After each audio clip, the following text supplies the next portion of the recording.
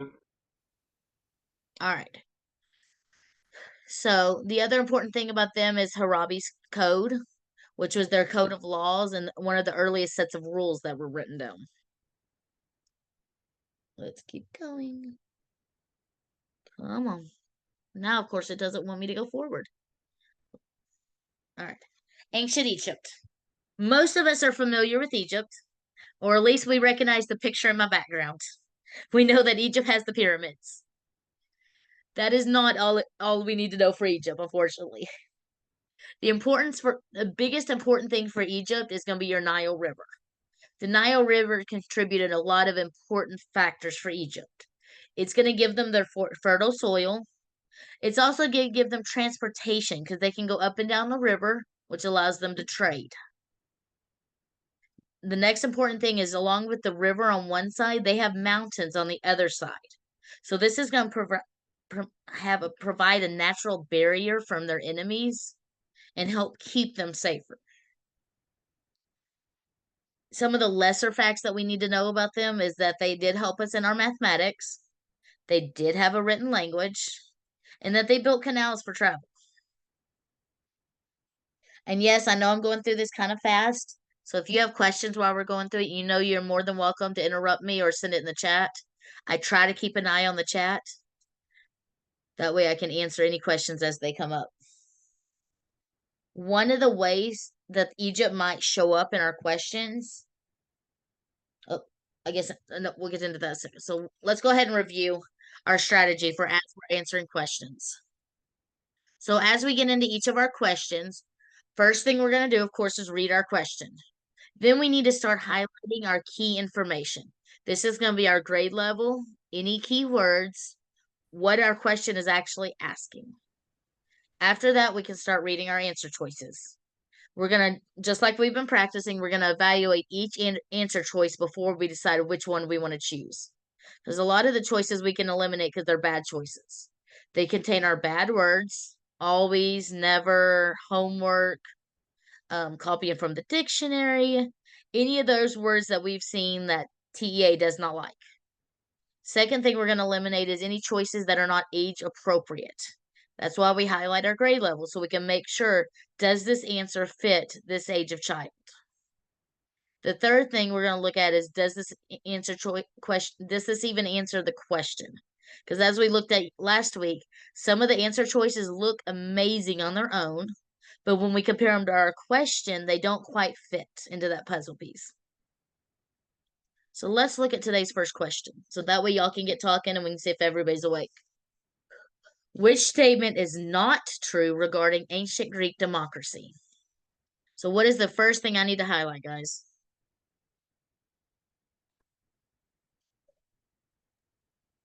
Not true. Not true. Because that not can throw us off.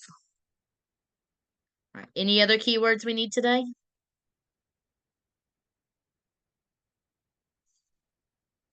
Ancient Greek democracy. Yeah, we're looking at the Greek democracy. You may highlight that. Maybe you don't need it. Like I've said before, what may be important to you may not be important to me. You may not need those words. But if our answer choices seem tricky, then we need to go back and see if we missed any keywords. So now let's start looking at our answer choices. Democracy began to develop approximately 500 BC. What do we think about that choice? Yes, no? I have no clue when it was developed.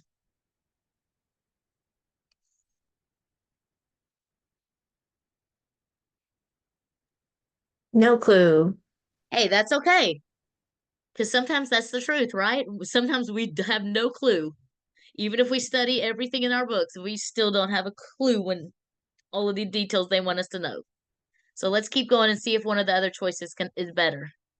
One of the first best-known democracies was in Athens. What do we think about that one? I would say skip it and come back.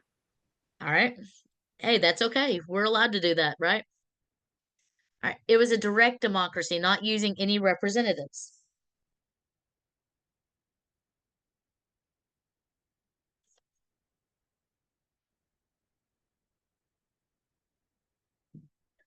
Kayla says, sounds possible. Still not really sure on that one, right? So far, this has not helped us very much today. We have not been able to eliminate any of our choices. But let's keep going. It was a democracy completely open to all of the public.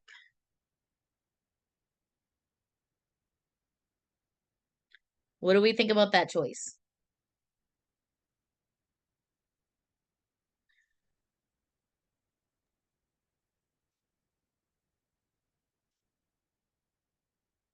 Democracy back then wasn't open to all public. Right? Even if we were to think of U.S. history, because most of us are a lot more familiar with U.S. history than Greek history. We know democracy wasn't open to all of the public. Who couldn't vote initially? Poor people, Poor people. Who else? Women, Women. minorities. Minorities. So we already know, even if we just look at our own U.S. history, that one's automatically sending some big red flags. Because odds are they were not more advanced than us. They were not open to all public. So this one right here is going to be our correct answer choice. Because that one is not true. During that time, in order to be able to vote in ancient Greek, you actually had to be above a certain age, just like here. But you also had to be elected to vote. They chose representatives to vote for them because they did not believe that common man was smart enough to be able to vote. All right, so let's look at our next one. How did Egypt's geographical features most contribute to the stability of ancient Egyptian culture? What do we need to highlight first?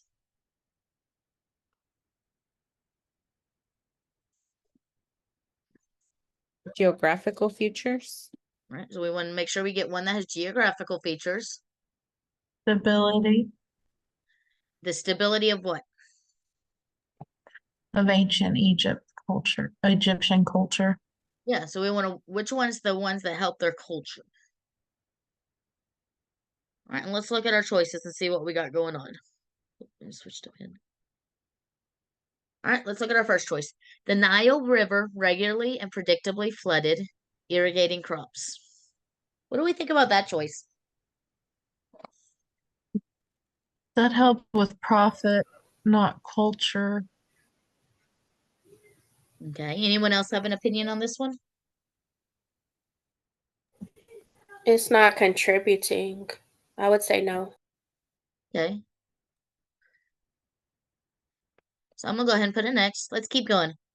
The expanse of the Nile River prevented Egyptians from settling elsewhere. What do we think about that choice?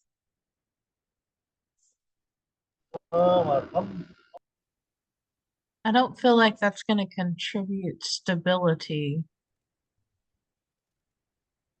So the Nile River was expansive, but did it really prevent them from going anywhere else?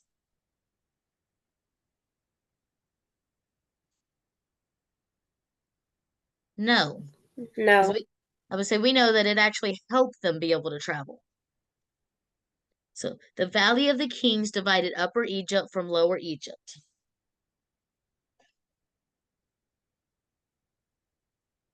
I have no clue.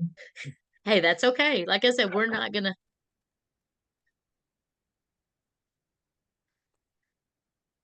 This right here is actually a city. Hmm. The Valley of the Kings was a city. And even though it was a city, it didn't divide Upper and Lower Egypt. And even if it did, that wouldn't help the culture out. That has nothing to do with the culture. So let's look at our last choice. The Mediterranean Sea enabled contact between Egyptians and other people. I feel like that Yes. would definitely help culture because culture is people intermingling together. Okay. What is everybody else's opinion on our last one? I agree. Yes, the contact between the people is culture. We'll put helps. So I have a question. Let's look back at our initial question and see what it said. How did geographical features most contribute to the stability of ancient Egyptian culture? So let's think about when all the immigrants started moving to the United States. Did the United States culture stay stable? Did it stay the same? Or did it cause it to rapidly start changing and adjusting because of all the new people coming in? Oh, true. It caused it to change. It did. Suddenly we don't like this answer as much.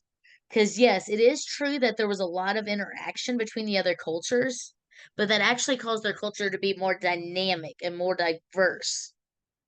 We want an answer that's going to help it be more stable and unchanging. So that means we've just accidentally eliminated all of our choices. Not what we want to do if we're doing a test, right? So let's go back and look at them again. The Nile River regularly and predictably flooded, irrigating the crops. What I want us to notice about this question choice is it's telling us it's regular. Whoops, if I don't mark through it, I don't know if it'll let me erase. There you go. Sorry, guys. Sometimes I cannot draw a straight line with this marker. It says it regularly and predictably. If we're wanting our paycheck to be stable, do we want it to be regular and predictable? Yes. Yes. For sure. I know my paycheck should be there on the 25th of every month. And if it's not, I'm going to be hitching a fit. My paycheck is very stable and I know what to expect. The important thing for them was the fact that the Nile River was very regular. They knew exactly when it was going to flood. And if you think about the fact that they didn't have modern science and technology that we have now, that seems pretty crazy. But because of the fact that they knew exactly when it was going to flood, they knew exactly when to plant crops, and they were able to actually know when they needed to get away from the shoreline and when they were able to adapt their culture, what they needed to do. Remember, culture has to do with a lot of different things. It's going to have to do not only with their language and holidays, but it also has to do with that food. And because of the fact that they're able to predict when to plant crops, it's going to help them become more stable when it comes to their food. Does that make more sense of why this would be our correct answer? Yes. I'm going to mark off for X and put a check mark in case anybody's watching still. All right, let's go to our next one. How does the prevalence of ziggurats in ancient Mesopotamia illustrate a central factor of Mesopotamian culture? That one's a mouthful to read. All right, what do we need to highlight? Ziggurats and central factor of Mesopotamian culture.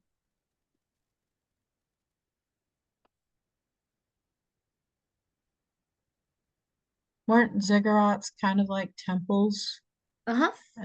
if I remember correctly? Yeah, they sort of look like pyramids, but they were pretty much temples. Let me use my pen. All right, so let's look at our choices. Intended as lookouts. That has nothing to do with temples. Not really. Used for stargazing. Mm, that doesn't, no. No. All right. Dedicated to Mesopotamian rulers. No. No, other cultures did dedicate their temples or their pyramids to the rulers. Mesopotamia didn't. All right, structures dedicated to gods. Yep.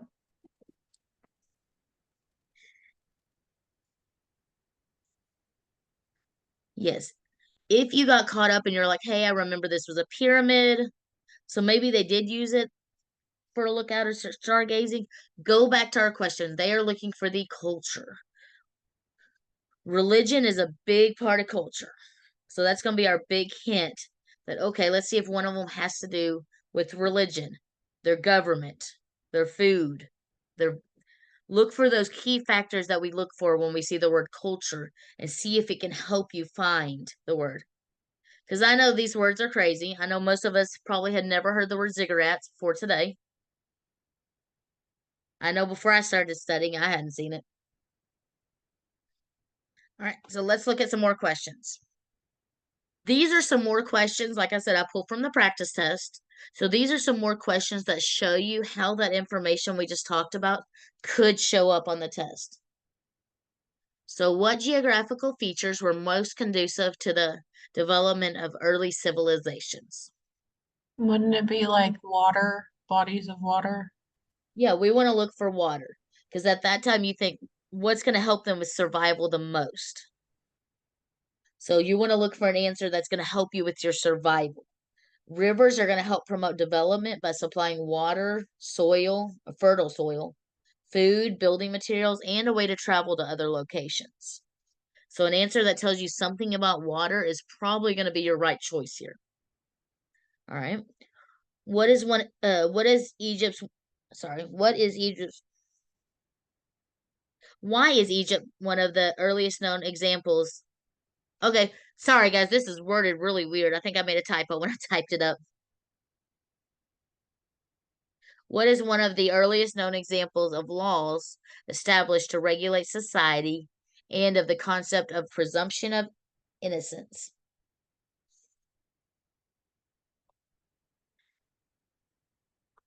And that one you may not know.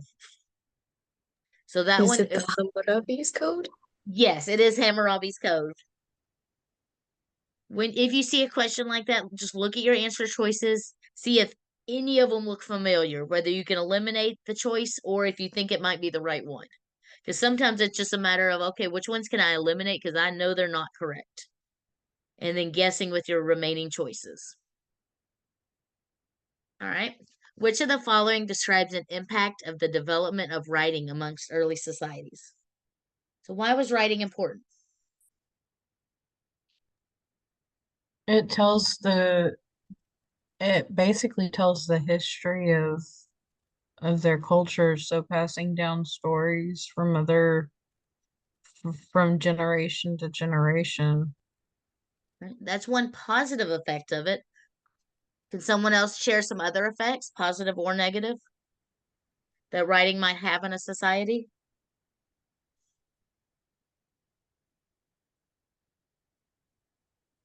Would it help them become more profitable? It keeps It could.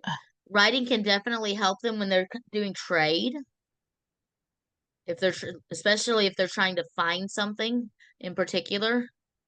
Now, writing wasn't the same way, unfortunately, as it is now, where they could just send out an email or text message. It'd take a lot longer to send a scout ahead. But sending one person ahead to say, hey, do you have rum to trade me? Do you have gold to trade me? Is a lot faster and more productive than just sending everybody to go try to get it. What are some other advantages that we can, or impacts that we can think of?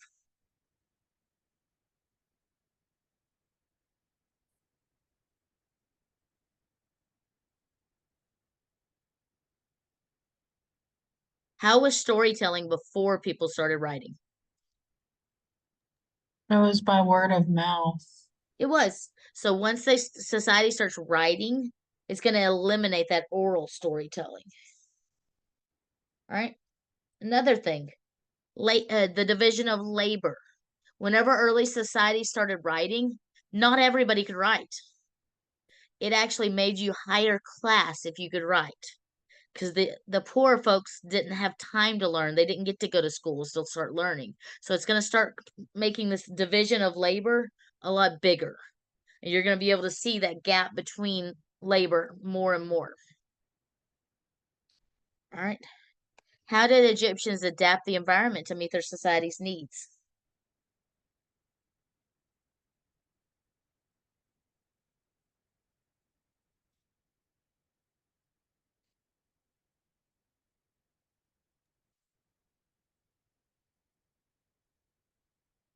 I have no clue. That's okay. If you don't know about Egypt, just think about our early Americans. What would they have done in order to help meet their society's needs? How would they change the environment? Well, didn't they develop irrigation because they knew the flooding? Yeah, they were able to adapt, make irrigation so that they could have more fertile farmland. When all else fails and you don't know this civilization's way, compare it to ours. Because a lot of times civilizations develop very similar. We use a lot of the same ideas and methods. It's just kind of a natural flow of things. So if you don't remember for the Egyptians, think about what you do know, which may be Americans, and think about how we would have adjusted and see which of the answer choices would fit us. All right, and then I gave you an easy one. Where was the first great human civilization located?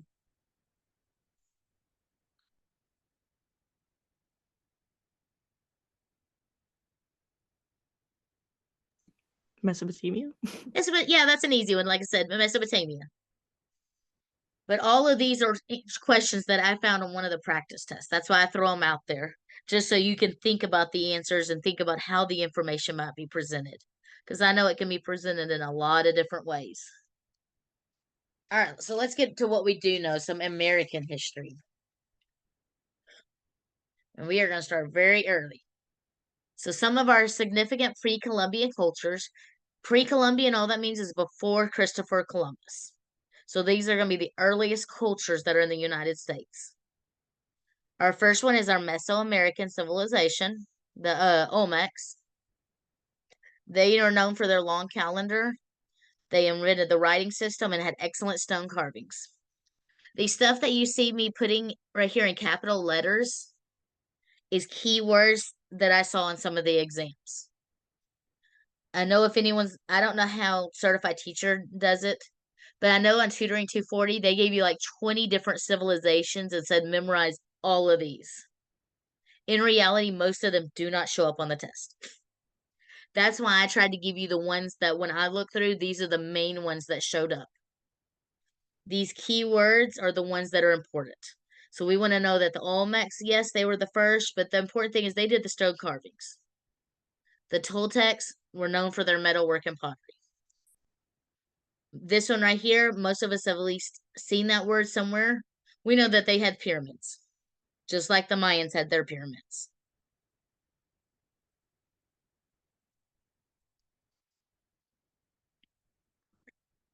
European exploration and colonization. These are going to be the 4 different countries that initially started trying to colonize the United States. Most of us know the English who came over, so I'm not going to touch very much on that one because we all know that. We know that the Spanish came over. Their main thing was the 3 G's. They wanted gold, they wanted God, and gold, God, and glory. Sorry, I can't even read my own writing today. The Dutch came over. Their main thing is they wanted to make money through trade, specifically fur trade. So they came over looking for fur, killing animals, trying to get their fur so they could trade. We know that they founded the Caribbean Sea. They found the colonies in the Caribbean Sea and in New Amsterdam. The French came over and they're the ones that found our Northwest Passageway. And then one of the big things that they did is they founded Quebec.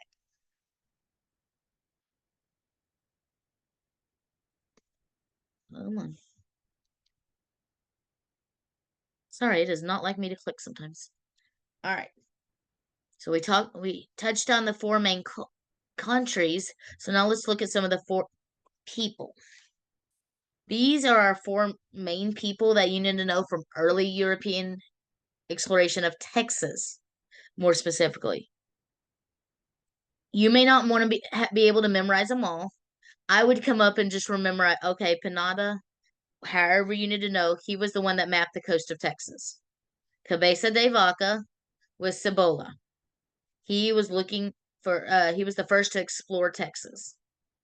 Or, I'm sorry, to search for Texas. Coronado looked for gold. He is the one that was looking for that city of gold. All 3 of these were from the Spanish government, or from Spain. This one right here was from France. He's our only French one. And he's gonna be the one that establishes a French claim to Texas. Some key vocabulary words that might show up. And yes, I know some of these look very foreign, especially if you're like me and speak very little Spanish. It encomiendas, nados. These were grants from the British government or English government, sorry, from their crown, giving rights to extract wealth from an area.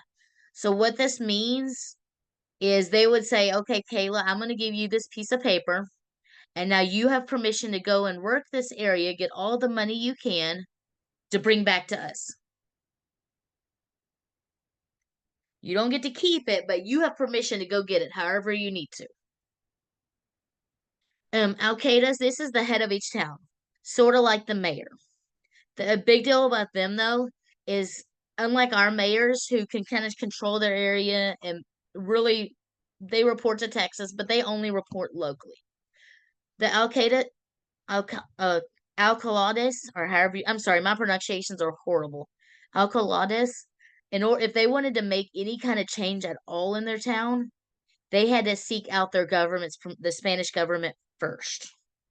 And they had to wait for their ship with their mail to take the letter over, asking for permission, and then wait for the letter to come back, giving them permission to make that change. All right, this one right here. This is shared waterways used to irrigate the fields. So this is going to be another system of irrigation. Presidios. These are our fort bases. Most of the colonies had one, and it's how they kept themselves safe. It's their strongholds.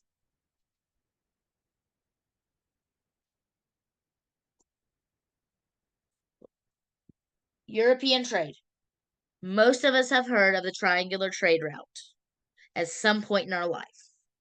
And what this was is we would take raw materials from this new world.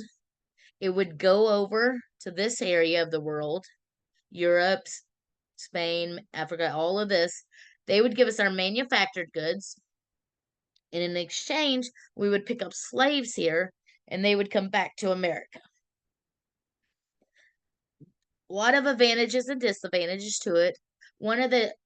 Some of the advantages are we were able to have a global exchange of goods, flora, which is going to be your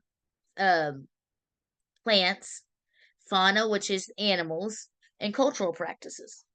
It provided a lot of economic opportunities in Europe because we're bringing more and more raw material to them. So they're able to start producing more and more items in their factories.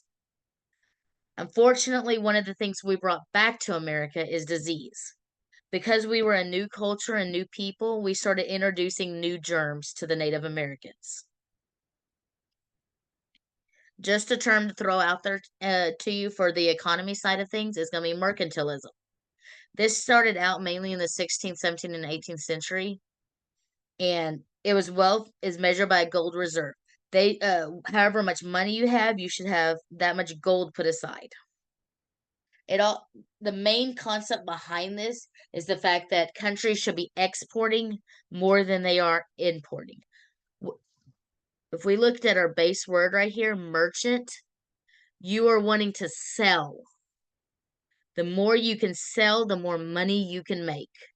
So this is all going to be the idea of that a country should be selling more than they are buying. All right, so let's look at some questions now, because I have been talking for too long. The idea that the purpose of the American colonies was to provide Great Britain with raw materials and a market for its goods is an expression of blank. All right, do I need to highlight anything? Anything important we see in there?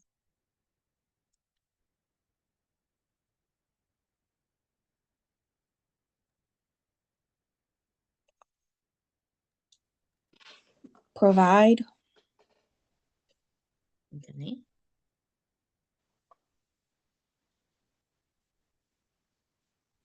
Now I'm gonna put we're gonna provide them with raw materials and a market for its goods. All right, so let's look and see which of our choices we like for this one. What do y'all think of the choices that you can see? Any of them we like, dislike, want to eliminate?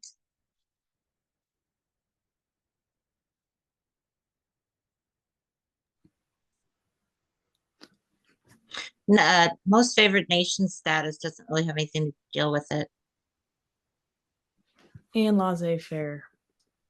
All right, do we know, can anybody explain what either of those mean? Laissez-faire is hands off. Yep, government is hands off. The government does not, or I'm sorry, wrong one. It is free of, the trade is free of government regulation. What about most favored nation status? Does anybody want to explain that one? Just in case others don't know.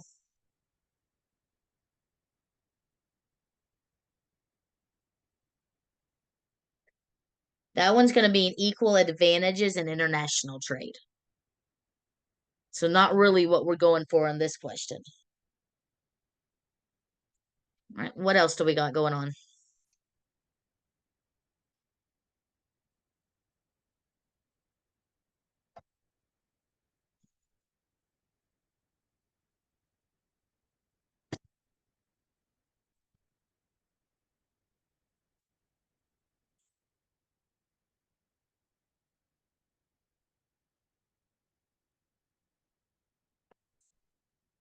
What about free trade? Do we like that one? Dislike it? I don't know what it is, but like it doesn't sound free. Doesn't sound helpful, right?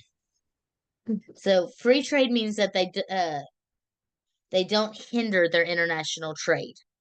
We're not going to put taxes on it as we're trading.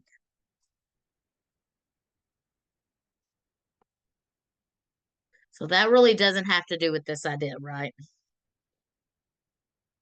So just like we talked about a minute ago, mercantilism is the economic theory that nations advance their goal, their purpose by accumulating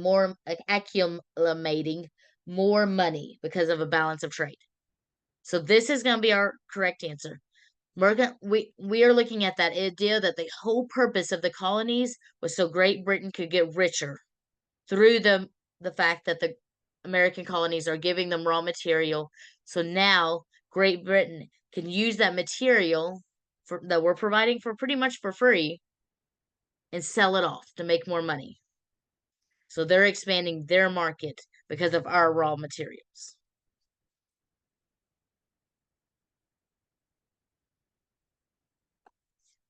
So let's look at another one. Which of the following was an important effect of Westward? And this one's totally in the wrong spot, but we're still going to tackle it anyways. Which of the following was an important effect of the westward expansion of the U.S. in the mid-19th century? So we are jumping ahead a little bit in our future, but that's okay. We're still going to handle our question just because we came across it. So what's our important information for this question? Effect of the westward expansion.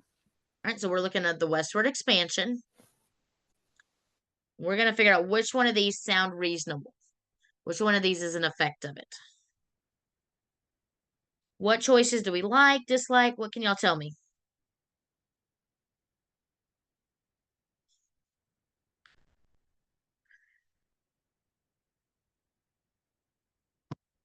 We can do them one at a time. Increase cooperation with Native Americans. So as our settlers are starting to go further and further into the United States, expanding westward, is that going to increase the cooperation with the Native Americans? No. Definitely No. not. It's going to cause some major issues that we're going to end up talking about. Increase the availability of impresario grants from Spain.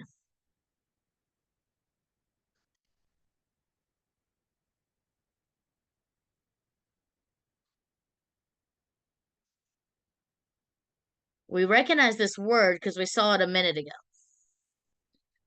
So we know that's giving them the permission to govern the land. So does that have anything to do with the question that we're talking about westward expansion? No. No. They just threw that one out there just to throw you off because you probably don't remember this word whenever you're coming across it. All right, open hostilities between the U.S. and Mexico.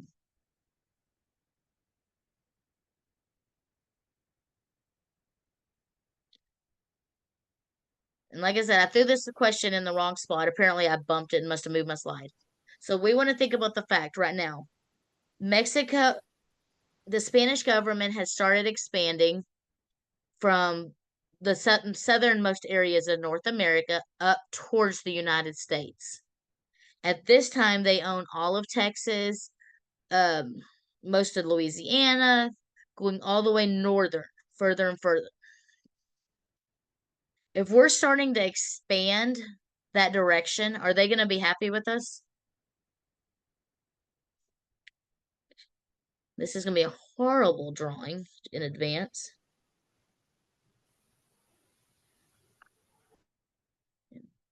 Hopefully you can tell that's the United States. If not, that's okay. I am not an artist. So we have Mexico down here. They are moving this direction.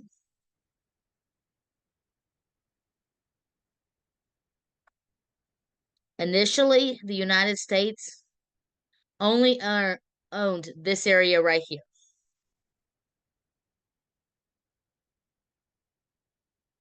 When we started doing westward expansion, we decided we're going to start moving this way too. So do we think that might cause some open hostilities between the U.S. and Mexico? Yes. For sure. We all want the same Yes. land. And unfortunately, we can't fix that with a handshake. Signing of the Treaty of Hidalgo.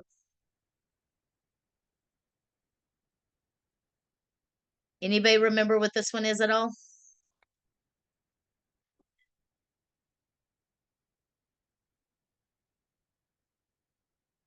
Probably not, because it's one I always had to look up because I never remember for sure. But you know what? That's okay. Because even if I left this one with a question mark, now I've got it down to two choices. And if I have to look and guess, I know that if I'm expanding into their land or land that they want to claim as theirs, I'm going to make them mad. I can pretty much confidently say, yes, I'm going to make them mad. So this, even if I don't know what this is, because we're going to talk about it later, I do know that I'm making them mad. So this is going to have to be my correct answer. So now let's actually go into some more of our history. The American Revolution and the Civil War. Check on my time, make sure I'm still doing good. All right, some general causes of the American Revolution. We have our colonist John Locke, the Sons of Liberty, Boston Massacre, and British Acts. I listed all these because these are going to be our main ideas. So let's dig into a little more about what these were. John Locke wrote a document that started telling the American citizens, who at this time are still under British rule, that, hey, are they treating you fairly? Are we actually getting all the rights that we deserve? Should we be governed and ruled by people that are living across the ocean from us? If they're across the ocean from us, how come they're allowed to be making decisions for us? So his documents start opening people's eyes and getting them to ask questions, starting to question, are we doing what we should? Is it right for the British government to be ruling us? Sons of Liberty. These are going to be undercover men. That's the best way to explain them, because they are going to sneak around and try to convince everyone, pass out flyers saying, hey, we don't want to be under British rule anymore. I think we need to form our own government. You should support us. And they're going to list all of the reasons why we need to form our own government. The Sons of Liberty are actually the ones that cause us that and later have the Boston Tea Party. Because at that time they dressed up as whoops, I guess I'll not skip ahead. So they're actually going to be revolutionists. They're going to be ones that are causing us to start doing all this change. All right. Boston Massacre. Oops, we'll get into that in a second. All right, British acts. These are going to be acts that the British passed against us. Kind of like you draw the line in the sand. That's what these acts are going to start doing. Sugar Act put a tax on anything that has sugar in it, is the basic way to think about it. It's going to tax your wine, your tea, everything that's coming over. This is going to start making a lot of people unhappy because suddenly they're having to pay extra money in order to get their stuff in. So, what our Sons of Liberty are going to do is they're actually going to dress up as Indians. And when a ship comes over to deliver tea, they're going to dump it back into the Boston Harbor and say, hey, we don't, and they're going to pretend that we don't want it because we don't want to pay this new tax. Naturally, that makes the Britons mad. That's going to cause them a ripple effect. The next act they're going to pass on is the Stamp Act. Any document that you send out now you have to pay a tax on and put a stamp on. This one we are still fighting today. And it seems like stamps cost more and more every year. Unfortunately, we can't get around that one. Then they're gonna pass their Quartering Act. Now suddenly you're responsible if the British soldiers come knocking on your door. You're lucky if they knock. You are now required to let them move into your house, feed them, and take care of them for as long as they want. They are now your responsibility. Sorry if they take up your space. It's your responsibility to take care of them. Next, they're going to end up passing the Townsend Act. This is going to be, and I showed the boat with the cargo, because pretty much everything we're sending over is suddenly going to be taxed. You are going to have to pay a tax on everything.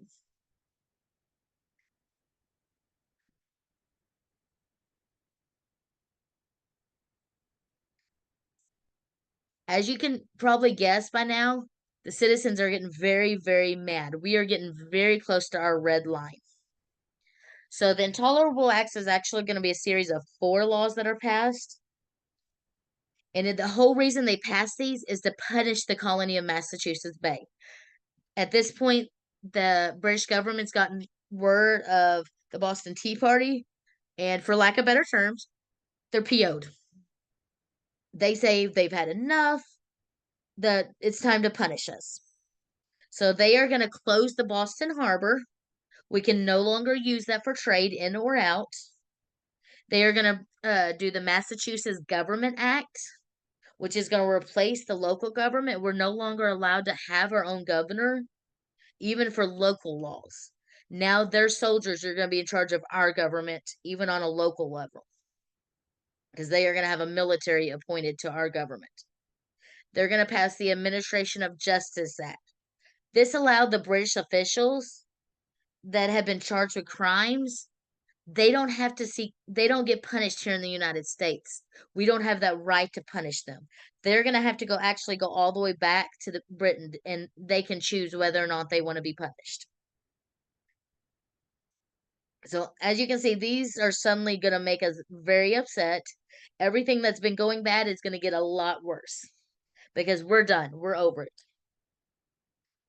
And that's going to lead to our final act, the Quebec Act. Now, the Quebec Act established the procedures of government for the province of Quebec.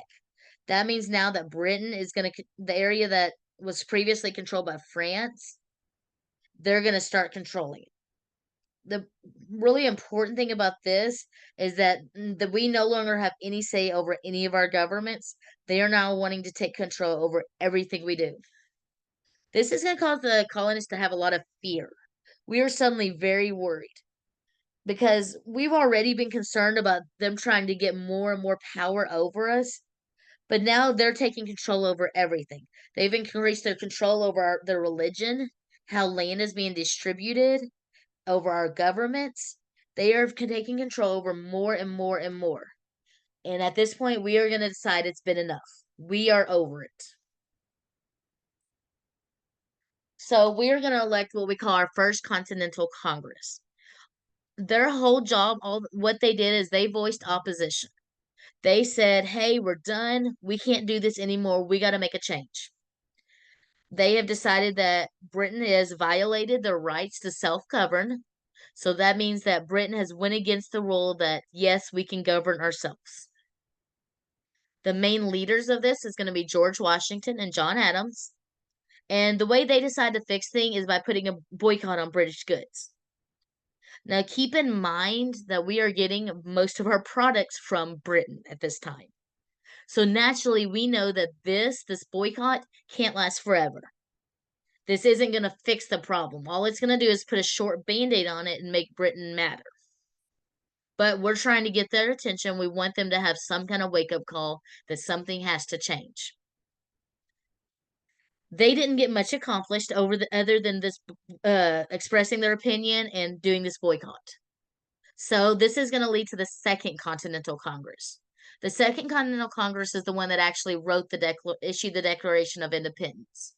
It was written by Thomas Jefferson, and the whole purpose of the Declaration of Independence was to list all the grievances of Britain, all the things that Britain is doing wrong, and why we deserve to be free. It is going to lead to, as most of you already know, a Revolutionary War. And I put some funny pictures on here just because I'm a visual person and it helps me remember things. So no taxation without representation.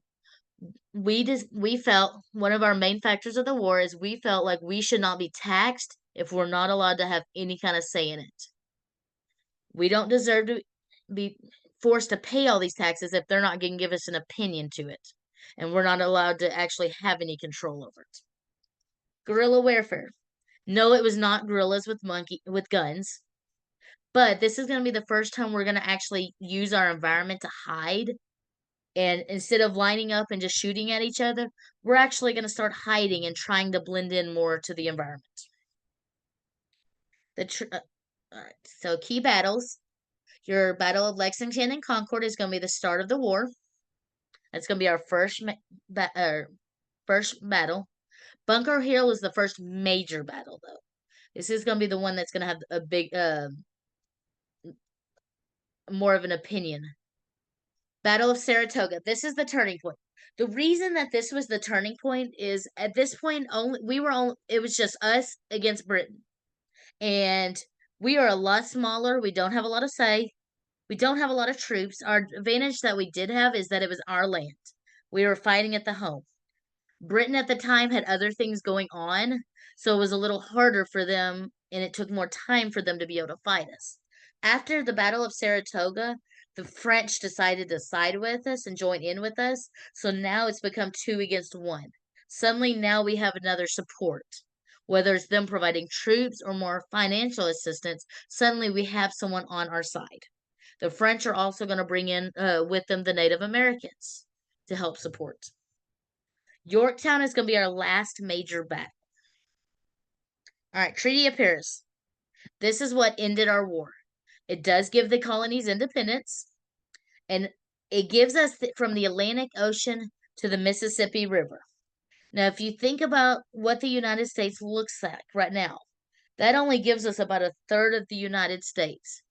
So even though they're giving us our independence, that's the only land that they're saying we have permission to have. This is going to be an important factor as we start getting into the future, because that much land is not going to be enough. Naturally, we're going to want more. It's going to remove the British troops from our soil, and it's going to, all of those acts that they had created, it's going to get rid of all that taxation. So now we're back open to free trade.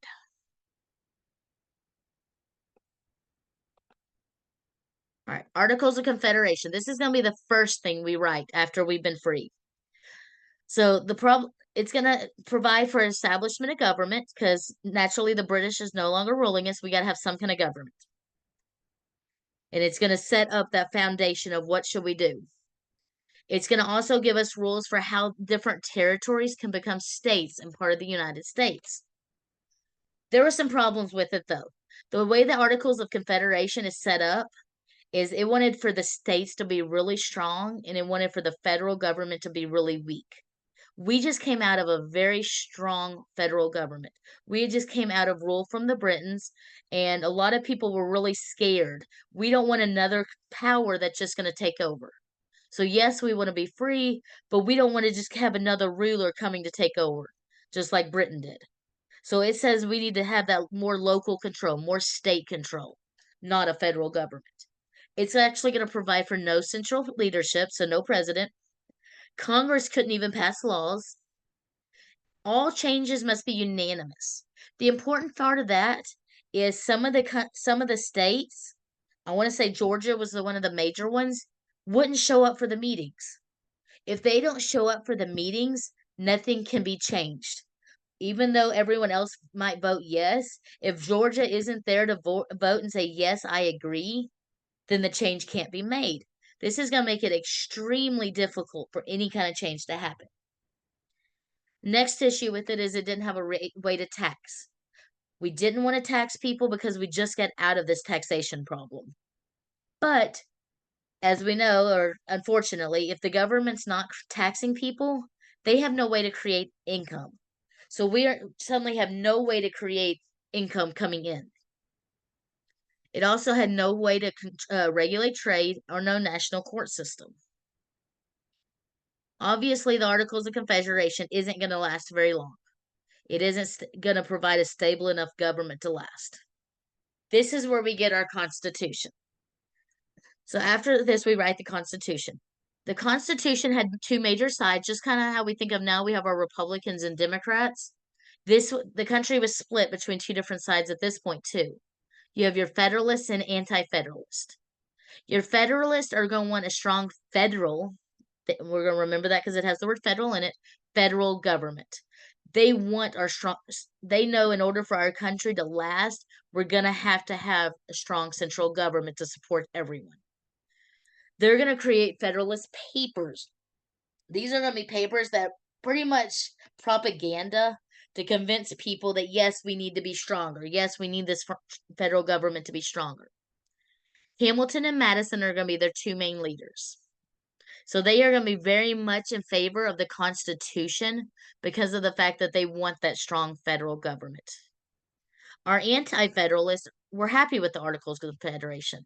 They want that stronger state government and weakened federal government. They're terrified that if we let the United States federal government to be too strong, it's going to end up being more like Britain. And they don't want to be under that rule again. Their main leaders are going to be Patrick Henry and Thomas Jefferson. So naturally, before the Constitution could be accepted, they have to come to some kind of agreement. The way they come to this agreement or compromise is by creating the Bill of Rights. So the Bill of Rights is actually going to be created at the same time as the Constitution. And that's going to be, like I said, our compromise. It's going to help amend those problems. It's going to give more rights back to the citizens so that we have that special protection. All right, so let's look at our Bill of Rights since we created it at the same time. I included images because to me, like I said, I'm a visual person and it's going to help you remember. Because these are pretty much something you need to know because it easily could show up under a question. So our First Amendment is our freedom of speech, religion, and press. The second is going to be your right to bear arms. Third is that we don't have to house soldiers. We really did not like that whenever that happened to us. And we had that Quartering Act, so we want to make sure that never happens again. So people no longer have to house soldiers. No searches without reason. The number 5 is the rights related to it has to do with when you're in trial. Number 6 is if you're important if you're charged with a crime. 7 is civil cases. 8, no unreasonable fines or treatment. We want to make sure that we're not getting tax crazy. Even though I know any of us that are doing our income tax right now might feel like they've broke that 8th Amendment because we feel like they're giving us way too many taxes and taking all of our money that we work hard for. So they're saying no unreasonable fines or treatment. They can't give you extra fines if they don't have a reason. 9th Amendment is that people have other rights too. So what this amendment says is anything that is not stated in the Constitution I'm sorry, I'm getting too far ahead of myself. So this one's going to say, yes, you have other rights too. Yes, there's other things that you deserve as well. Our 10th Amendment, states can make laws too. So between these, it's telling us that anything that's not in the U.S. Constitution specifically is going to fall to the states, or it's going to be a right that you already have. This is going to be important as we go into our future. All right, so our War of 1812. And yes, I know I'm talking a lot. Don't worry, we're getting real close to some questions so that I get a break and y'all get to talk some. So our War of 1812 is going to be our second war from independence. At this time, we are tired of we've decided we want more land. We need to expand more. So the natives were actually on the British side at this time, but if you think about the fact that we're expanding into their land, it's easy to see why the natives would want to help the British. They don't want us taking control over more land. This war was very brief, and after this war, we call it the era of good feelings, because everybody's happy. We finally feel like we've won our first major war. We are good. We are actually feel free. We are at this time decided now that we're able to, we are want to start expanding. And you'll see that we want to believe in manifest destiny. That means it is the U.S.'s destiny. It's our right. It's our goal that we should be able to expand from the Atlantic Ocean all the way to the Pacific. That's what we were meant to do. The Louisiana Purchase, and to me, this term's always misleading because we did not just purchase Louisiana in the Louisiana Purchase. This is actually one of the largest land purchases that's made. It purchases the land from the Mississippi River all the way to the Rocky Mountains. And I wish I'd pulled up the map, which I'll draw my very brief, horrible one again. So we remember before, we only have this land right here. So this is going to take us all the way from this Mississippi River all the way over here to the Rocky Mountains. So now we get to have all of this land right here.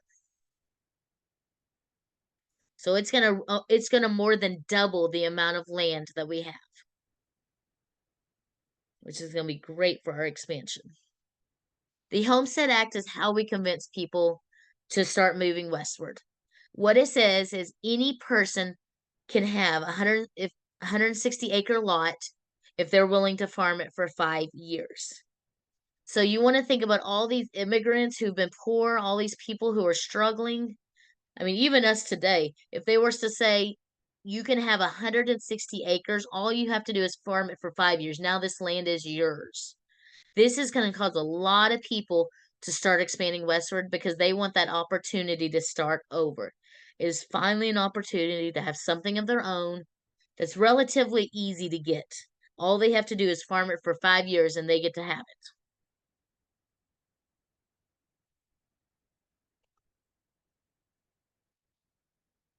All right, Missouri Compromise. And yes, like I said, I promise that we're getting closer to some questions. This was a lot of information all in one gap. So now that we're all expanding westward, we're getting all this new territory. And I'm going to draw our little map again. I swear next time before I do this, I'm going to make sure there's a map on here so I don't have to draw it. My little goldfish map. But that's okay. You know it's the United States. So now that we're expanding westward, we're suddenly starting to come across a problem. We want to remember all of these states in the north don't have slaves. All of these states in the South have slaves. This has caused a big division in the economy. Because up here, we are more about manufacturing and that trade. Down here, they're more about the agriculture side of things. They need those slaves in order to keep their agriculture. The problem is now we have new states coming in. And how are we going to decide whether this state should be allowed slaves or if this state should come in as a free state? Because naturally, both sides say, yes, I want them to be like me so that we have more on our voting side. In order to keep that balance in the Senate, Missouri's going to enter as a slave state and Maine's going to get to enter as a free state. The Missouri Compromise is also going to create rules that are going to affect the future. So moving forward after this point, they're going to have a line. South of it would be called, all the states south of it are going to be slave states. All the states north of it are going to be free states. All right, Industrial Revolution. We go through it, and I went ahead and put them all on one slide just because it makes it a little easier to see.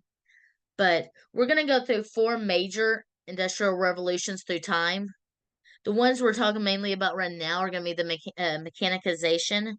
This is going to where we're making things mechanical, and we're starting to use more power. So during this time we're going to get the weaving loom, the steamboat, because we're going to have that steam power, and the cotton gin. Electrification, we now have electricity. Important part about this is now we can produce assembly lines to produce like cars. We're going to get our telephone. We're going to have the mass production of steel, and we're going to suddenly have electrical energy. This means we can extend our daytime. We no longer need to depend on the sunlight. Now we can have factories and have them working longer hours. So this is going to definitely cause our industry to start booming, because suddenly we can have that overnight crew working to produce more, and we can get out more product. Automation. This one's going to be later in our future, and this is going to be the development of electronics and computer. We all know that whenever computers came around, suddenly things seemed to come easier for most things. The second half of that is going to be the digitalization. This is going to be when we get the World Wide Web. And suddenly we can send information and data and intelligence everywhere. So naturally, we can see how that would help industry. All right. So let's go back to where we were. We talked about the fact that we had to do the Missouri Compromise. And we had some states that were slave states, some states that were free. So naturally, we have this building tension that's starting to develop.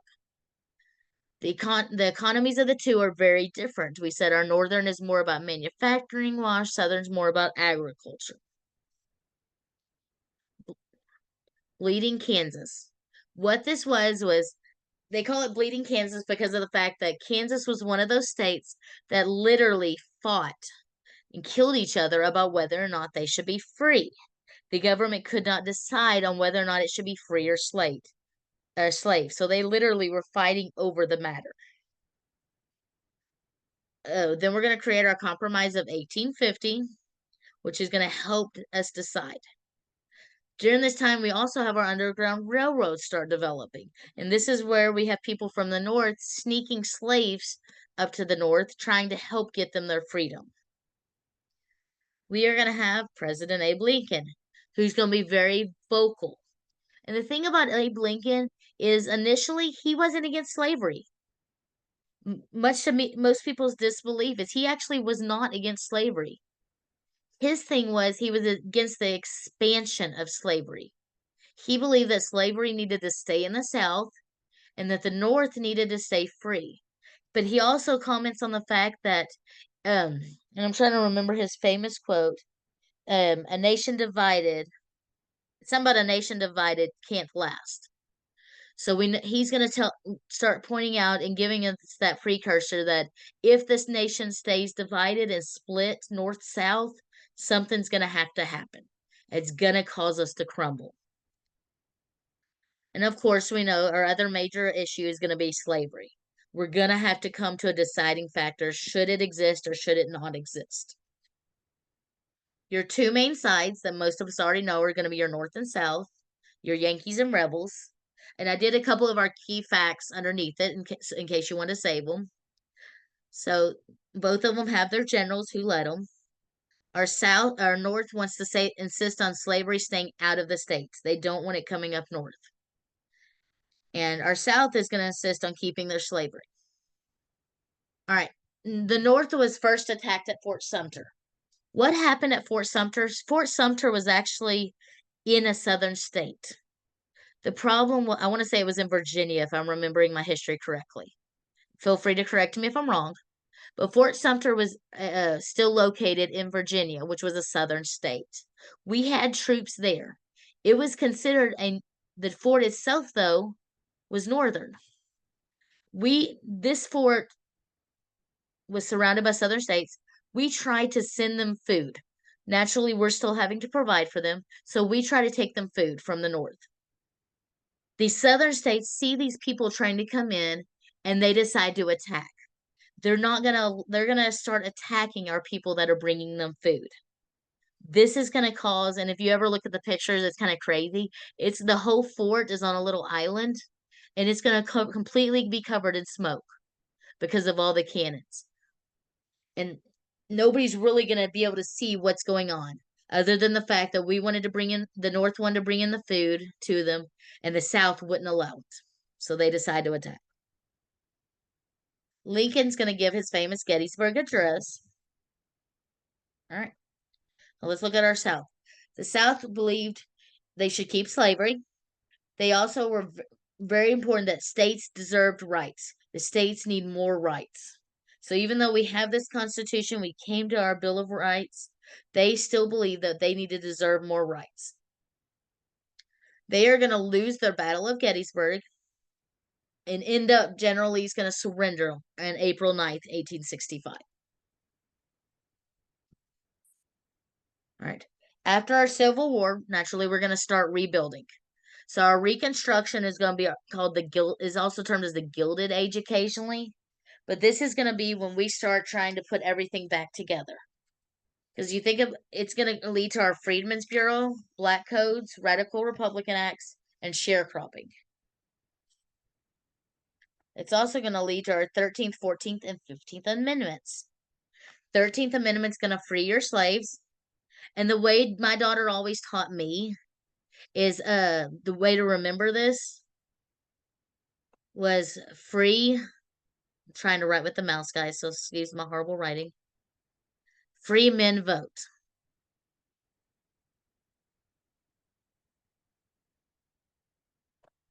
So right here, the 13th is going to free the slaves. The 14th is going to be able to give them the opportunity to become citizens, even though we don't make it as easy as it should be. The 15th is going to give them the opportunity to vote. Keep in mind at this time, it's still only the men that can vote.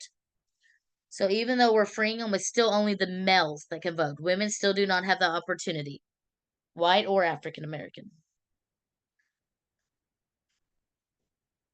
All right, so let's get some questions because I know I've been talking for a long time.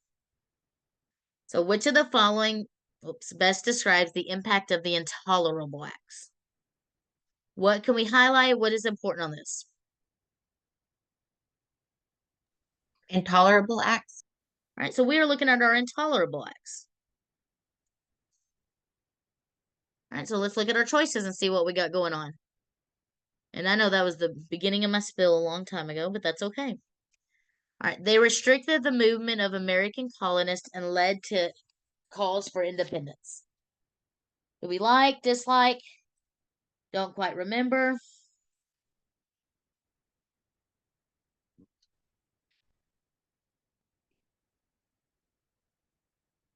Don't everybody speak at once. Maybe. Okay, so let's put a question.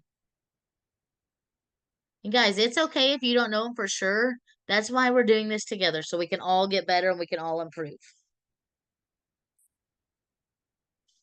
All right, what about our next one? They spurred the creation of the First Continental Congress.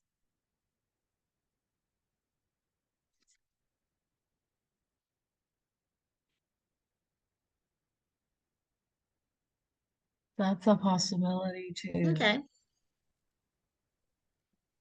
They increased the government oversight of the conduct of British troops.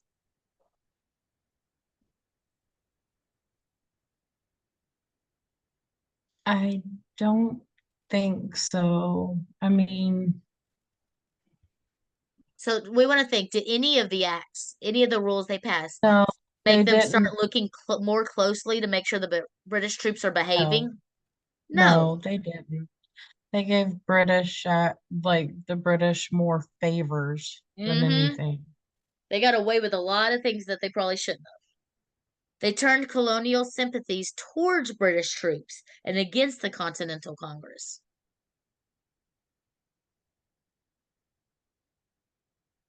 No. No. So we want to think, do any of the acts make us like Britain better? No. No. So we want to remember intolerable. We want to think that when we see this word, we want to remember this is when we are being punished. This is the very end. They are mad. They are punishing us, putting us in our corner, giving us our time out. However you want to think about it, they are mad. We are getting our spanking. So, are they restricting the movement of American colonists and leading to calls for independence? Is this going to restrict our movement? No, it doesn't restrict the movement. No. So let's look at our other choice. It spurred the creation of the First Continental Congress. Yes. Yes, this was our red line. This is when we decide they've gone too far. So we're going to create the First Continental Congress so we can decide how we're going to make a change. Right. How does the 10th Amendment, I'm sorry, what does the 10th Amendment establish? It's too late in the day for me to be reading. All right, so we are thinking about our 10th Amendment. All right, look at the choices. Tell me what you think.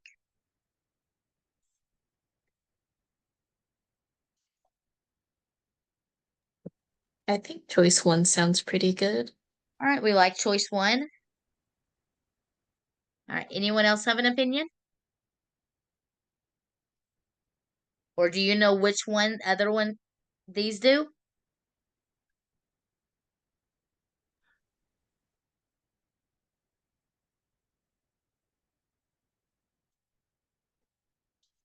I think it's the first one also. All right, this one was kind of, you're like, wait a minute, I don't remember you talking about these things. You've talked a lot, but I don't remember you talking about those. That's because I didn't. These 3 are actually established in the Constitution itself. The president is responsible for executing and enforcing laws. That's going to be one section of the Constitution. And if you don't remember for sure, this makes the federal government stronger. Congress has the authority to declare war. This is also something that made the federal government stronger. The Supreme Court has authority to interpret the Constitution. This one also makes the federal government stronger. We know that the Constitution itself was for the stronger federal government, whereas the Bill of Rights, our first 10 amendments, is going to give more power to the states and to the people. So of these choices, this is the only one that actually gives more power to the states or people. All of the others lean more towards the federal government. So that should have helped us be able to eliminate all 3 of these. Because all 3 of these, even though they're true, they're part of the Constitution. And they're going to make the federal government stronger. All right. And I'm going to move this because I cannot see. Which of the following is not true about the democracy and the formation of the United States? All right. What am I going to highlight immediately so I don't lose that word? Not true. Not true. All right. So let's look at our answer choices and see what we think. All right. The founding fathers stated in the Constitution that the United States would be a democracy.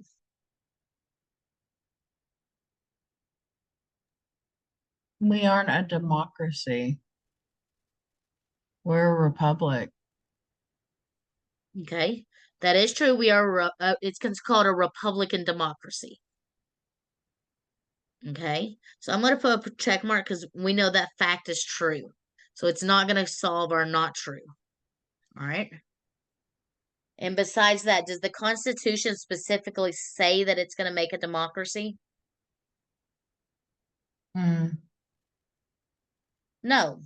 It lays out what we believe, but it doesn't specifically say that, yes, this is going to be a democracy. All right. The Declaration of Independence did not dictate democracy, but stated its principles. What do we think about that one? Possible. Okay. So let's put a question. The U.S. Constitution stipulated that the government would be elected by the people. Yeah, that's true. All right, that one's true. So obviously that can't fit under the not true. The U.S. Constitution had terms to protect some, but not all of people. Was that we That's true or honestly true too, because it didn't yeah, protect all people. no, especially when it was initially written.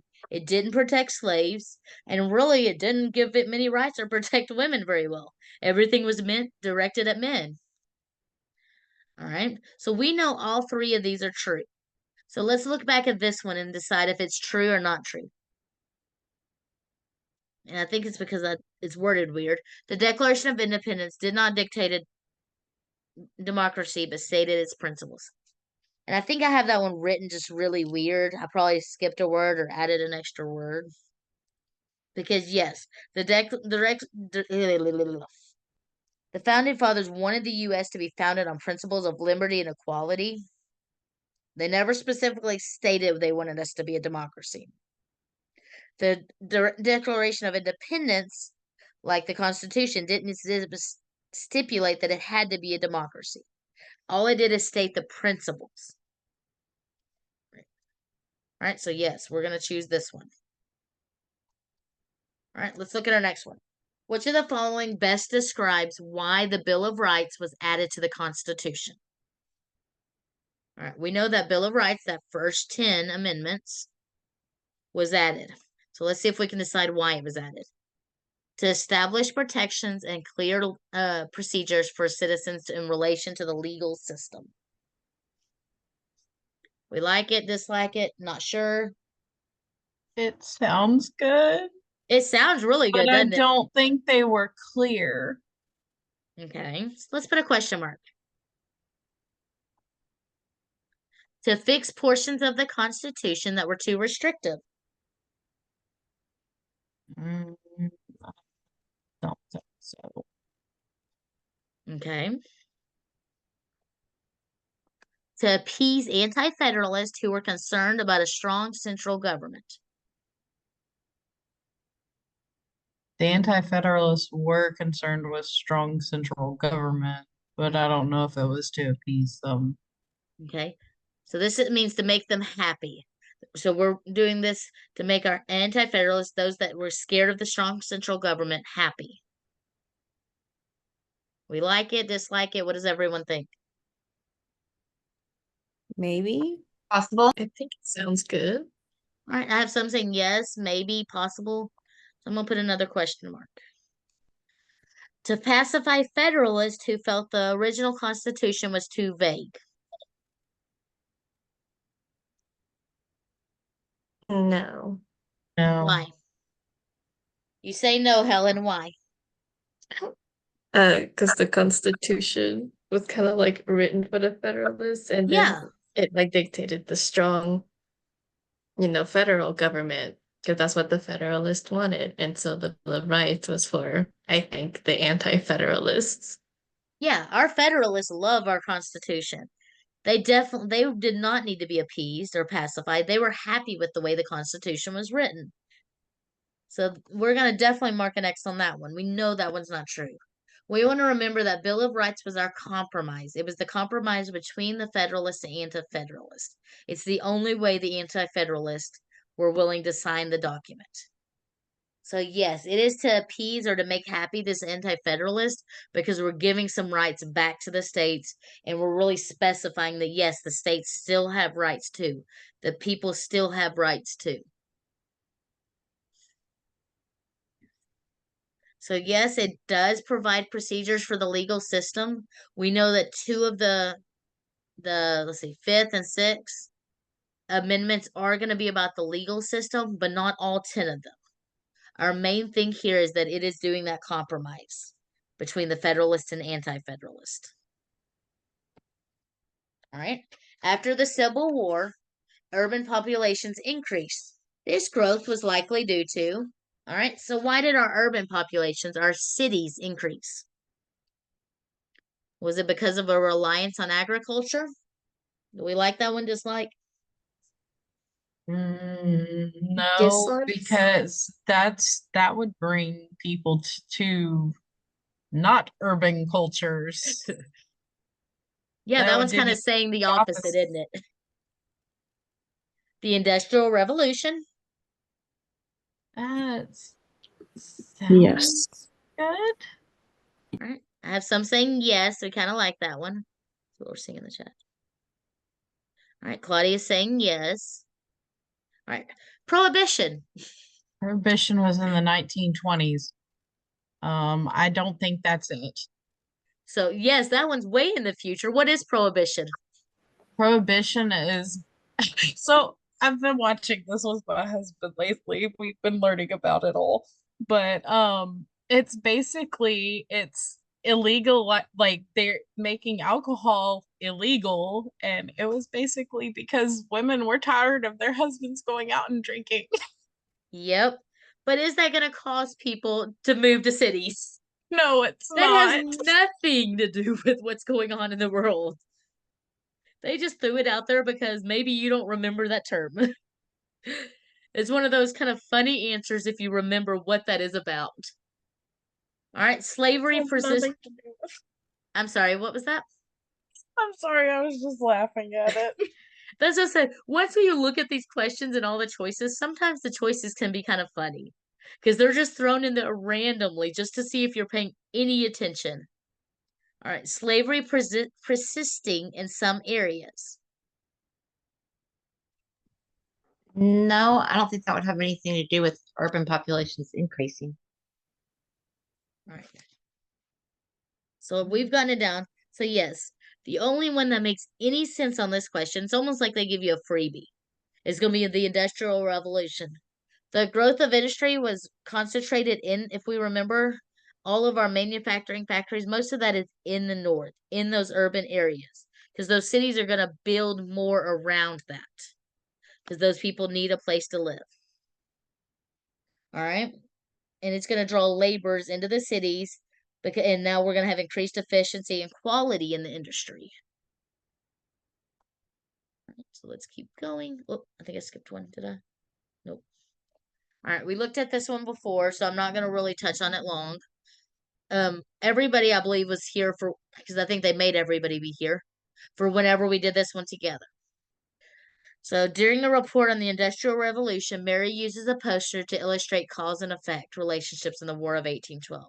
Well, now we've actually talked about the War of 1812. So we could actually look at this a little deeper and remember what we're talking about. So what could be added to this organizer to make it more informative? So let's look at what they have. The War of 1812. Did it give us the greater independence from Britain? Did it give us the Industrial Revolution? Did it give us reduced imports from other countries? Did it give us American-built railroads? So what am I going to highlight first?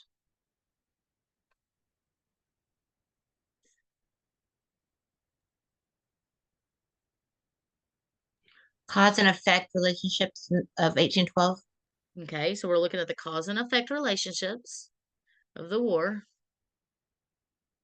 What other And to keywords do we make want to it look at? more organized and informative. So we want to make it more informative. Which one's going to help it become more informative? So let's look at Well, the choices. I'm sorry, go ahead. the last one you can already mark off because Okay, a why? music video, multimedia to make it more interesting, that's not making it more informative. That's not what we want. Right. And then also handouts for each student to take home. That's a bad word, obviously, because that's homework pretty much. Yep, we don't send home homework because in perfect classrooms, we don't need homework. You have plenty of time and energy and resources that you can teach those students everything they need to know while they're with you. And yes, I know that is not how the real world exists, but that's what how they think it exists. All right, so let's look at this other two options. Both of them are very similar. Both of them say they have details to support and tell us that we are adding more details. So we know that part of it's going to say, okay, that's going to make it more informative. So we need to look at the rest of the answer choice to figure out which one's going to be the better fit. Our second one says a third tier that provides. All it's saying is we're going to go through. I'm going to put some more boxes down here. Aren't my boxes beautiful? And I'm just going to give you some more information about each of these items. And I'm gonna pretend I drew boxes on all. Our other option says we're gonna take these options, 1, which is this one, 3, and 4, and we actually need to move them because they're not direct effect. It's saying that these 3 are not a direct effect of the War of 1812. It states that they actually should be under the Industrial Revolution, and that the Industrial Revolution is what caused these 3 things to happen. That means I need to go back and look and ask each one individually. Did the Industrial Revolution, or was it the War of 1812, cause us to have a greater independence from Britain? If our factories are getting stronger and we're able to produce more of Yes. our own manufactured goods, is that going to give us more independence from Britain? Yes. Yes. Okay, that one makes sense. I'm going to put a check mark. Because, yes, that one does sound like it could be a result of the actual Industrial Revolution, not the war. How about reduced imports from other countries? If you're making more things here, then you are going to reduce imports. Yep. We are able to produce more of the stuff on our own, so we don't have to get as much from other countries. Okay, that sounds like it could easily be an effect of the Industrial Revolution. War isn't going to cause that. Not by itself. It needs something else to cause it. All right, how about American-built railroads? Well, the more manufacturing, the more railroads you're going to have to like disperse everything. You think we'll also have our own factory-made steel at this point? So we Yes. actually have a way to start building these railroads. We no longer need Britain to come over and do everything for us. Not that they probably would at this point. I mean, we did just win 2 wars against them. So, yes, all 3 of these should actually belong under the Industrial Revolution. So that's going to mean this answer right here is correct.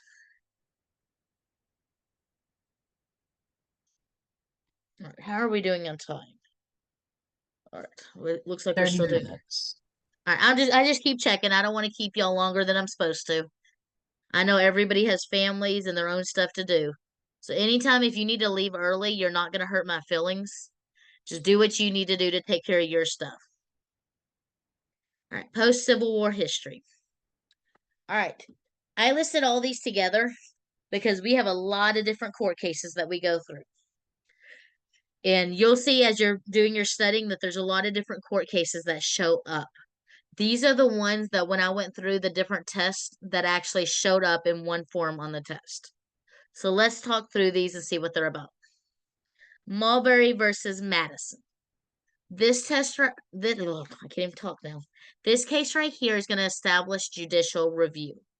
This means that the judicial system has the federal government has the right to look at any law that's created and decide if it's legal or not. Dred Scott versus Sanford. I know we touched on this briefly, I want to say 2 weeks ago whenever we were reviewing questions.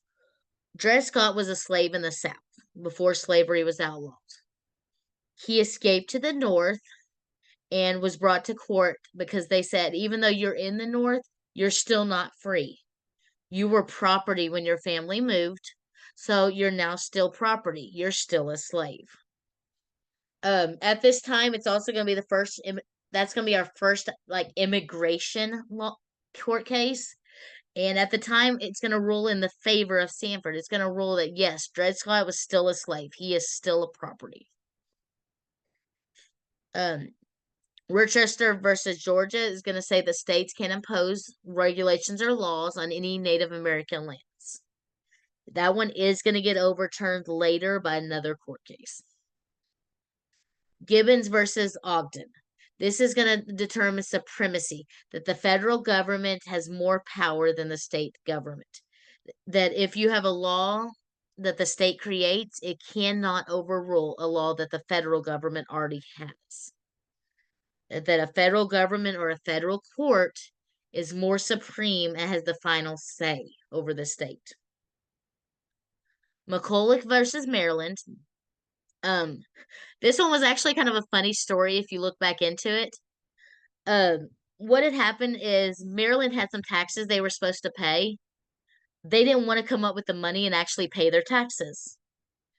So what they did is they decided they were going to tax the federal government in the exact amount of money that they owed. That way they wouldn't have to pay it. So McCulloch versus Maryland ends up ruling that the federal government has the right and power to set up a federal bank, but it also states that states are not allowed to tax the federal government. Plessy versus Ferguson. This is going to be after slavery is ended, and it's going to create separate but equal public facilities. So now now you do have to have a facility open to these former slaves, and it's supposed it's supposed to be equal. It's supposed to be the exact same. Most of us that have looked at history know that that's not, unfortunately, that didn't work. That's not how it was. Yes, stuff was opened up to them. We opened up schools, we opened up all this other stuff, but it definitely was not equal. Brown versus the Board of Education. This is going to be our court case that's going to force us into integration.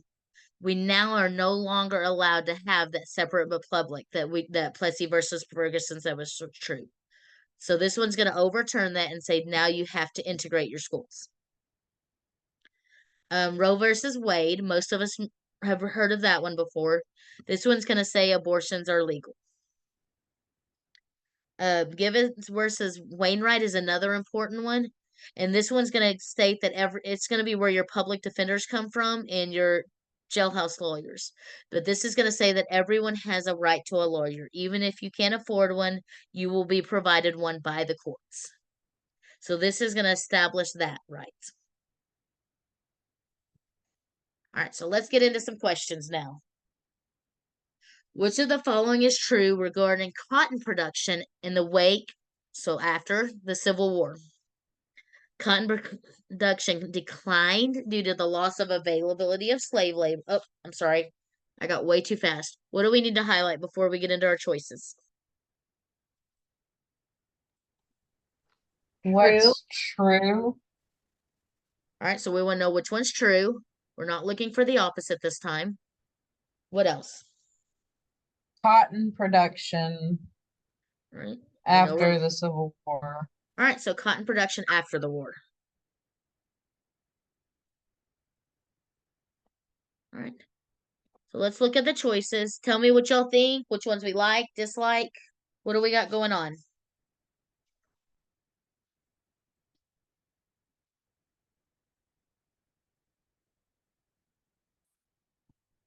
I think you can cross off the second one. Okay, why? Demand for cotton across Europe.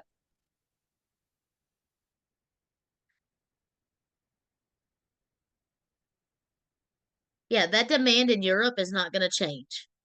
So we know that doesn't even sound right. All right, so let's look at another one. Cotton production increased as Mexican and European immigrants took up the place of slave labor.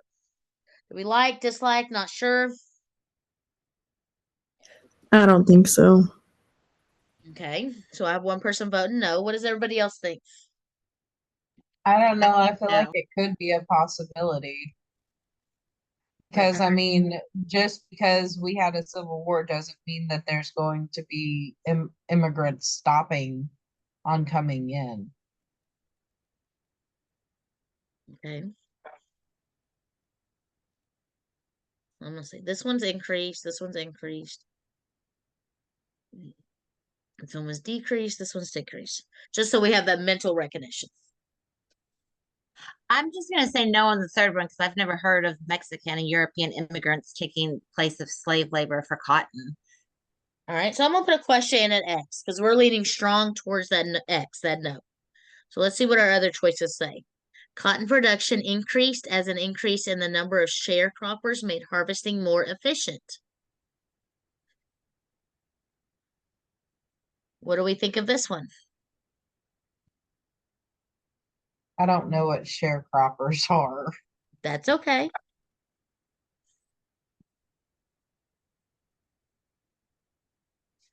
So a sharecropper is pretty much a tenant farmer. So what it means is I'm going to let you live on my land, but instead of paying me rent, you're going to give me part of your crop.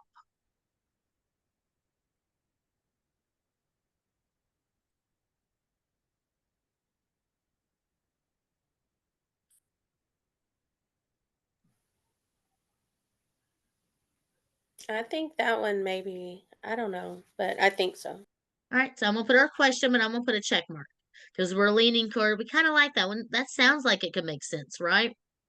All right, let's look at our one that I skipped for some random reason. Cotton production declined due to the loss of availability of slave labor to harvest the crops. I think that's a strong possibility.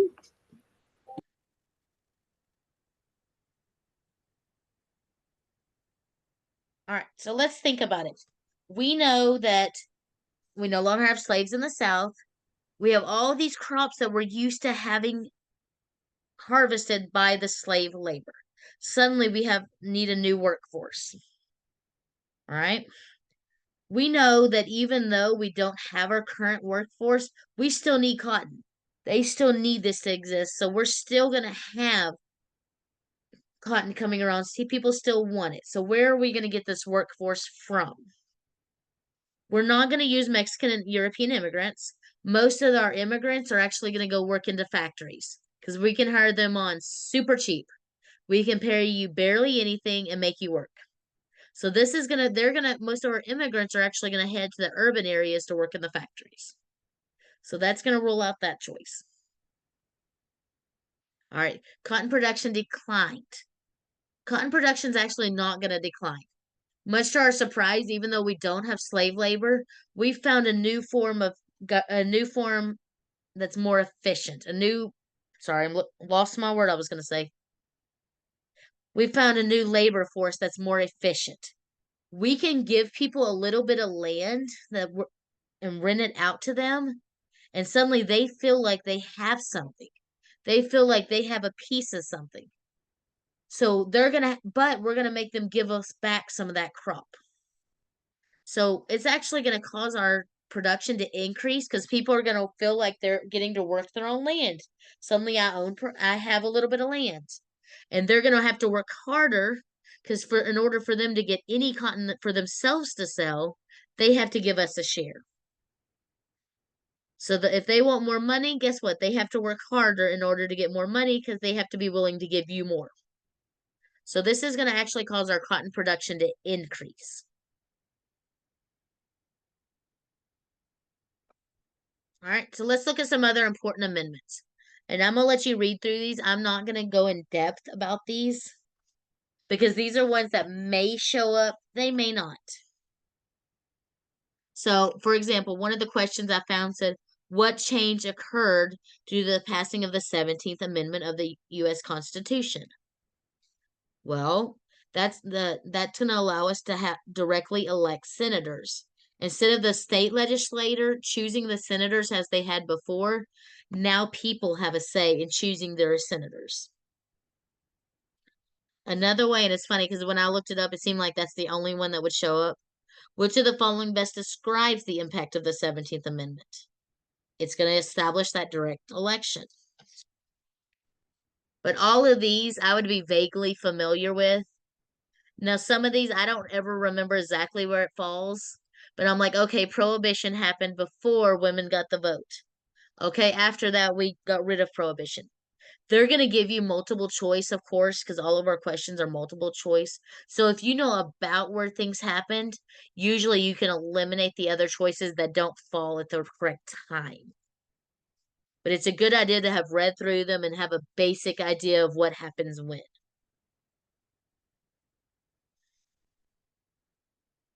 All right, so let's look at some of our questions about these. All right, in government class, students are reading about and discussing controversy about immigration and naturalization laws. Which of the following Supreme Court decisions is ideal for illustrating the long history about citizenship? You can already get rid of Roe versus Wade. All right, we know Roe versus Wade is abortion. All right, what else can we immediately eliminate? Miranda versus Arizona. Yep, we know Miranda must have something to do with our Miranda rights. So even if you only vaguely look over your court case and you don't remember exactly, you've already got it down to 2 court cases. Even just from knowing our basic facts. Now, after we talked about them today, which case is it going to be? Dread, because it was about immigration. Yep, it was about that slave and his immigration north. So it's going to be our first one. Is he a citizen or is he just a slave? All right. How did the ruling in Marbury versus Madison alter the Supreme Court's power in federal government? And that is a lot of words. All right. So what are we looking at here? What are we thinking? What do we know?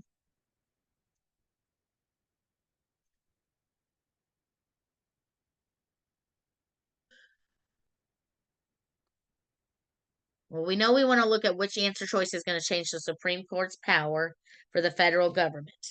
So Marbury versus Madison, let's start out. Did it increase or decrease the government?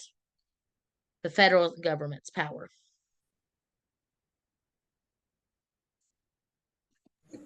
Didn't decrease it.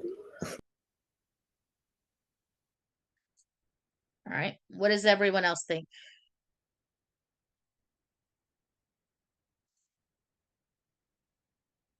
So, all right, let's talk a little bit about Marbury versus Madison, because I know that's one of those that it doesn't give you any hint in the name. So Marbury versus Madison is one of the most important cases, a lot of people believe, in the United States Supreme Court history. It actually happened in 1803, and what it is, it established 2 cornerstones of constitutional law. So one is going to say that federal laws that conflict with the U.S. Constitution are no longer valid. The states cannot make a law that goes against the federal Constitution. Their law will be unconstitutional. All right, second, it's going to say that judges can determine whether federal laws are unconstitutional. We end up calling this judicial review.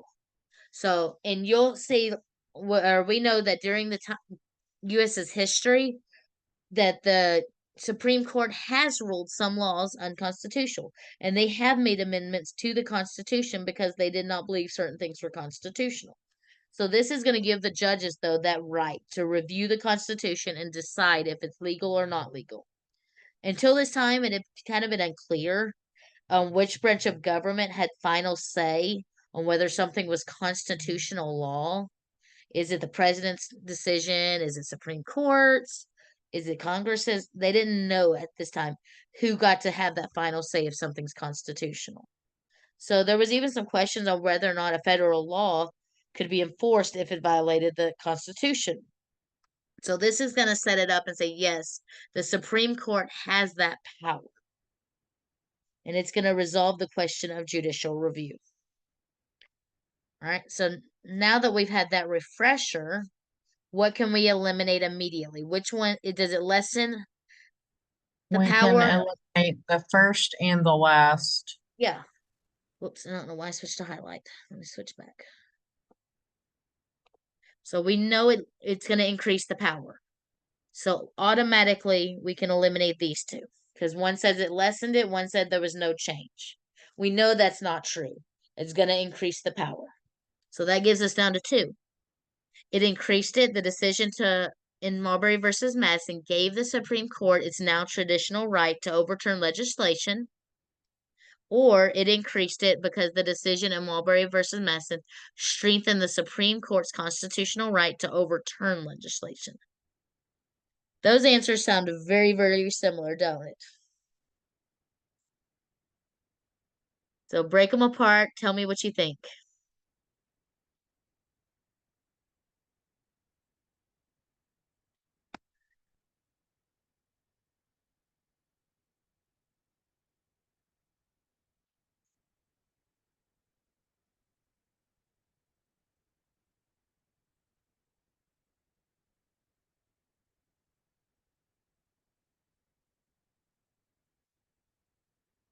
Because really our big difference is, did it strengthen it or did it give it that power? Because those are really the only two differences in those answers. They are very, very similar. Questions like this make me very furious. Because when you see them on a test, it's very easy to especially as fast as you go through it, to pick the wrong one. But which one, what did it do? Did it give it the power or did it strengthen it?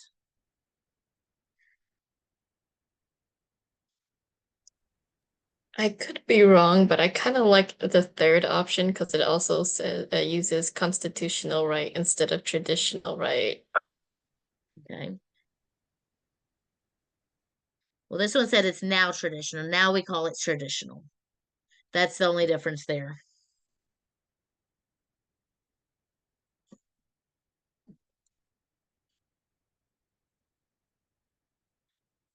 They just threw in an extra word there. One saying traditional, one saying constitutional.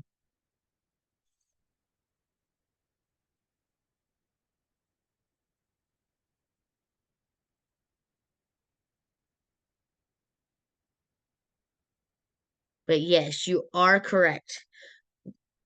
It is in our Constitution that they had the power, but we never specified who had the power. It's going to really strengthen that idea that the Supreme Court has that right.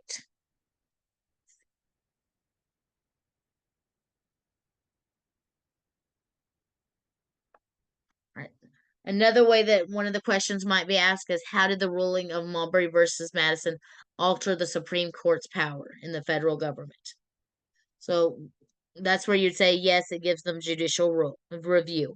It gives them that right to overturn things. All right, I am not making you do that, so I'm gonna back up. All right, we only have about 5 minutes left.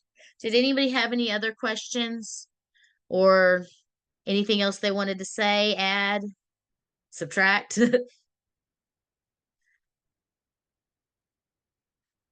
Or anything they wanted to ask, even if it's not related to this?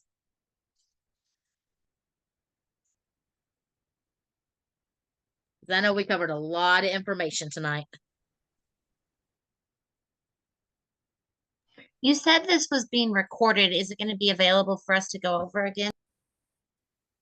I know McKinney Center asked me if I'd record it because she has quite a few people that couldn't make it. I don't know how she's going to share it. I'm really kind of leaving that up to her. So I know they're trying to make it available so if someone's not able to come, they still have access. I don't know, honestly, if they're just going to put it in a folder and say, hey, this is available, use it as you need, or what they're going to do. I kind of have to leave that up to them. I am going to stop recording now, though.